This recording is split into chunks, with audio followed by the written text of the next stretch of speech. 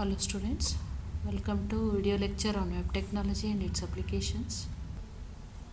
Today we will look on how to use or how to create cookies with the help of PHP. There are two kinds of cookies. One is session cookie, which has no specified expiry date or time and will be deleted at the end of the user browsing session automatically. As the name says it is a session cookie. So it is terminated or it is expired immediately after the session has completed.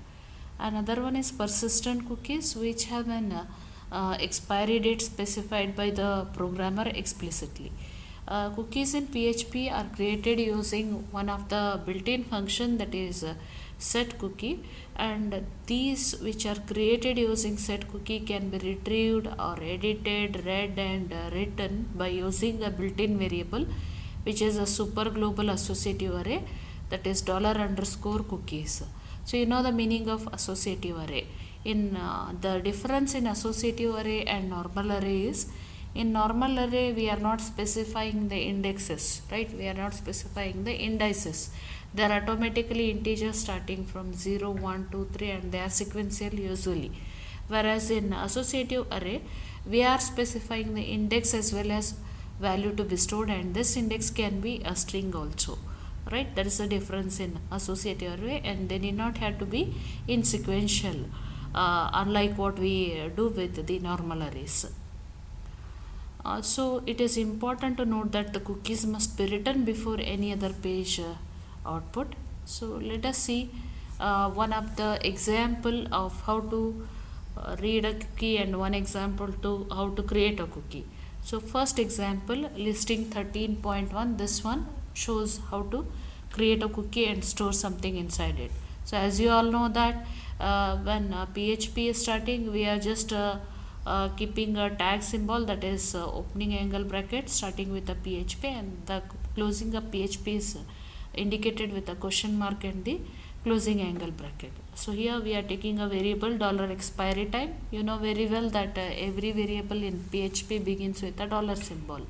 So we are setting an expiry time for this. So what we are doing is, time is a built-in function which is used to retrieve the current time plus 60 into 60 into 24, that is it is adding 1 day to the current time, that is in terms of seconds, right? 1 second equal to 1 minute equal to 60 seconds, 60 minutes equal to 1 hour, and 24 hours equal to 1 day. So we are specifying this time in terms of second by means of 60 into 60 into 24, and this seconds are added to the current time in second. Okay, then we are taking two more variables, $name which is stored with the value as username, and $value as another variable which is stored with the value as Ricardo. Then we have used a set cookie so that we can create a cookie by using this, or write something inside a cookie that will be stored inside $_cookie variable.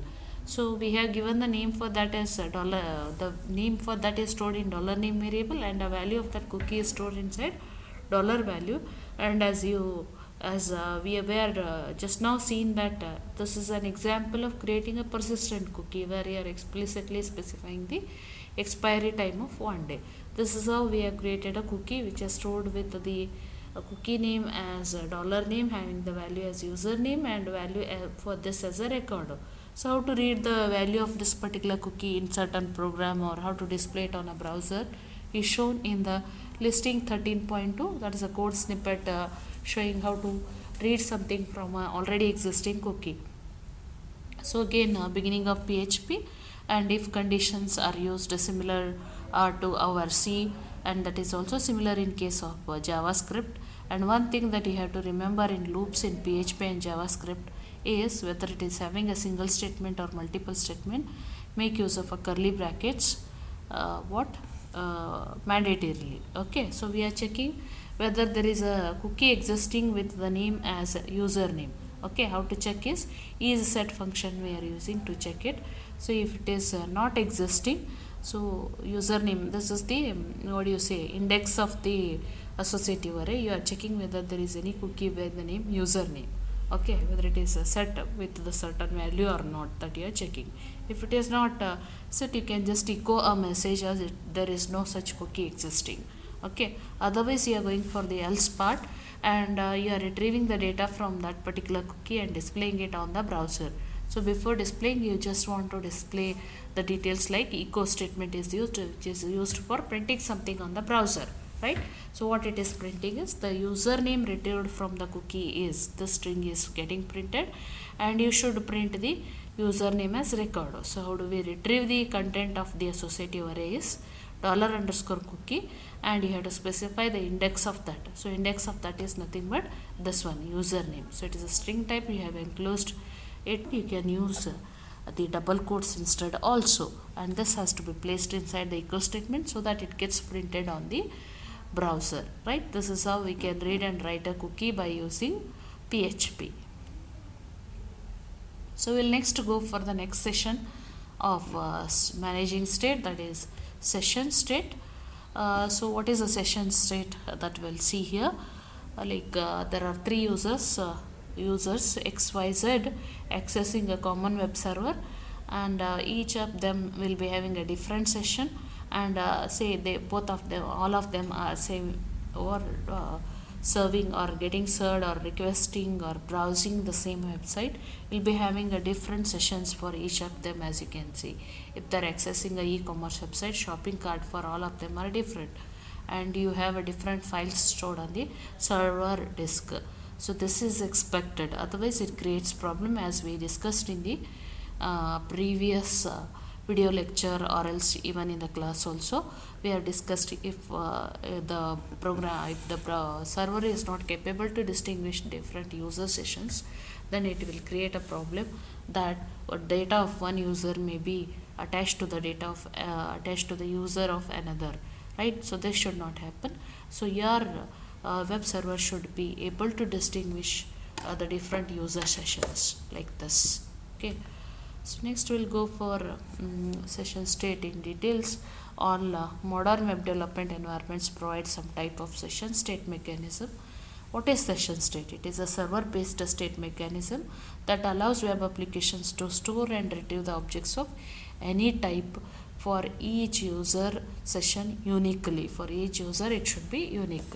Session state is ideal for storing more complex objects or data structures that are associated with the user session. So it is capable to store any complex objects or data structures which are associated with that particular session.